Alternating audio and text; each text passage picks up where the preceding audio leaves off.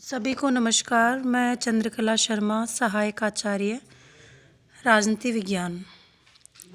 आज हम राष्ट्रीय मानवाधिकार आयोग पर चर्चा करेंगे।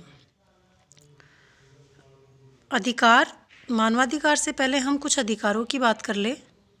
अधिकार होते क्या हैं? सामाजिक जीवन की उपयुक्त दशाएं। एक व्यक्ति को मानव होने के नाते जो अधिकार प्रदान किए गए वो मानवाधिकार कहलाए।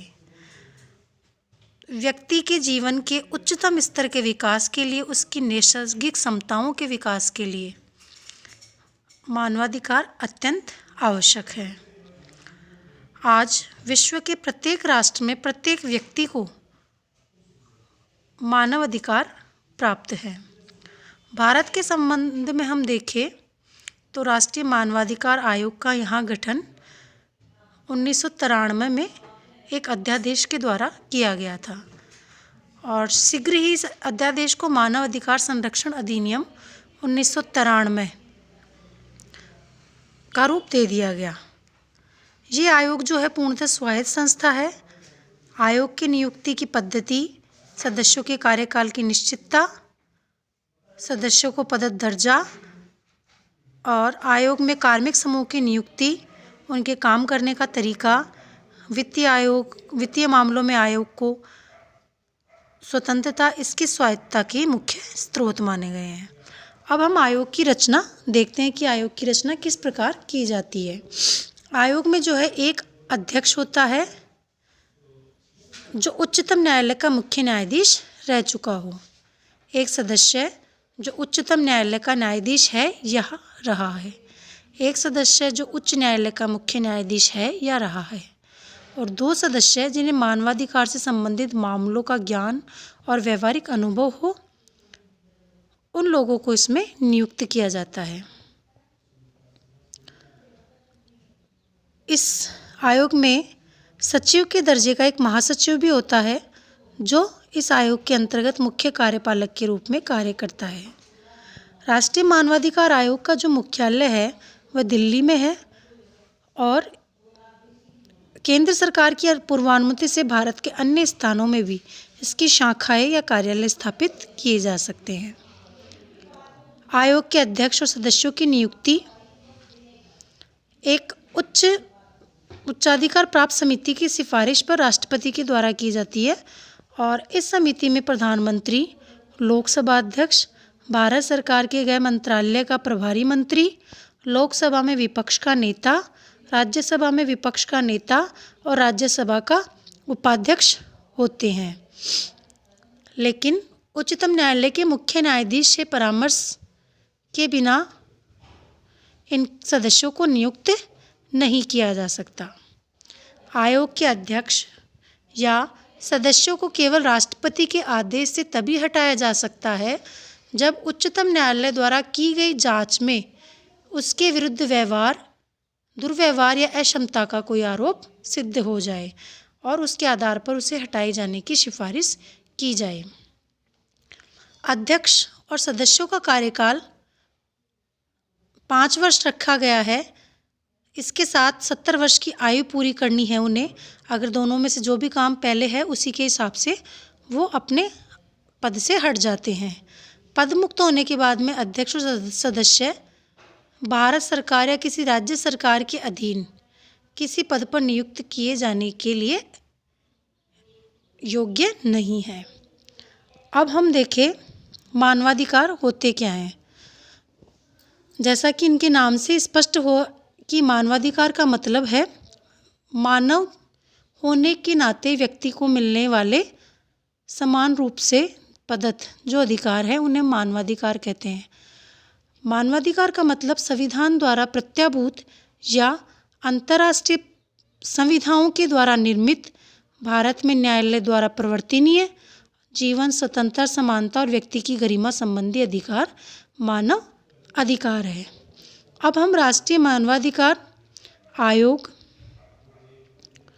के क्या क्या कर्तव्य हैं वो देखेंगे। यह आयोग अपनी पहल पर या प्रभावित व्यक्ति द्वारा अथवा उसकी ओर से अन्य व्यक्ति के द्वारा दी गई याचिका प्राप्त होने पर मानवाधिकारों के उल्लंघन या उनके उल्लंघन के उकसावे होने पर किसी सरकारी नौकरी द्वारा ऐसे उल्लंघन को रोकने के संबंध में बरती गई लापरवाही की शिकायत की जांच करना, किसी न्यायालय में चल रही किसी कार्यवाही में जिससे मानवाधिकारों के उल्लंघन के किसी आरोप का संबंध है, उस न्यायालय की सहमति से हस्तक्षेप करना, मानवाधिकार के क्षेत्र में कार्यरत गैर सरकारी संगठनों और संस्थाओं के प्रयत्नों को प्रोत्साहन देना, मानवाधिकार के अभिवर्धन के लिए भी जो कार्य करना जरूरी है उन सबको करना, मानवाधिकारों के संरक्षण के लिए संविधान में या संविधान के अधीन अथवा फिलहाल किसी कानून के द्वारा किए गए या लागू किए गए नियमों को क्रियान्वित करना, उन कारकों में जिनमें आतंकवादी कार्यवाही भी शामिल है उनकी समीक्षा करना आदि मानवाधिकार आयोग के कर्तव्य है। यह आयोग अपने आप में शिकायतों को जांच करने की अपना अधिकार रखता है। इस आयोग के द्वारा निम्न प्रकार की शिकायतों पर विचार नहीं किया जाता, जैसे शिकायत करने के वर्ष से अधिक समय पूर्व घटित घटनाओं से संबंधित शिकायतें, न्यायाधीन मामलों से संबंधित शिकायतें, अस्पष्ट और गुमनाम या अर्ध गुमनाम शिकायतें, जो शिकायतें आयोग के अधिकार क्षेत्र से बाहर है, और नौकरी से संबंधित शिकायतें।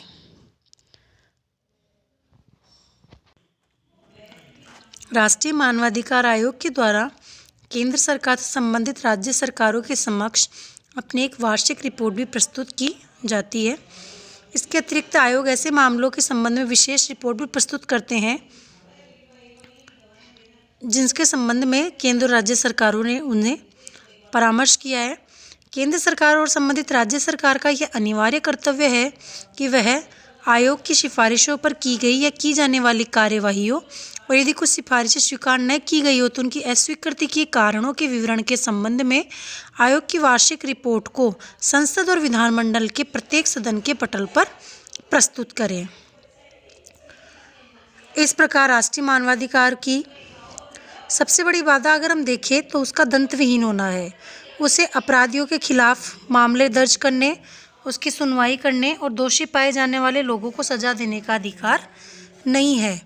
अगर दिल्ली से लेकर जिला स्तर तक राष्ट्रीय मानवाधिकार का गठन हो जाए और इसको अधिकार दे दिया जाए कि वे अपराधियों की पहचान कर उन्हें सजा दे सके या कम से कम अपने स्तर पर जुर्माना भी कर सके, तो लोग इसको को पहचान पाएंगे।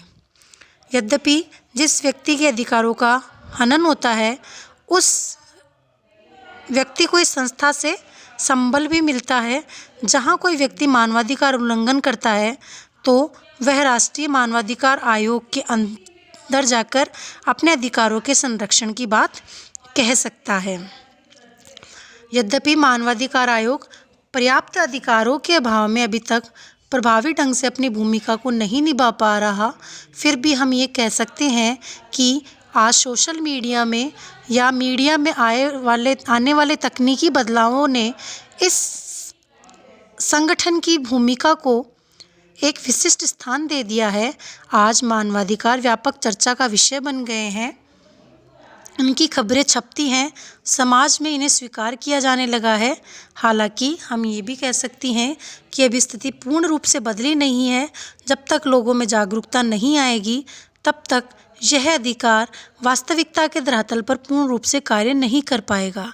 अगर लोगों को अपने अधिकारों के बारे में और अधिक शिक्षित किया जाए तो यह आयोग अपने कार्य को वास्तविक रूप से संपन्न कर सकेगा।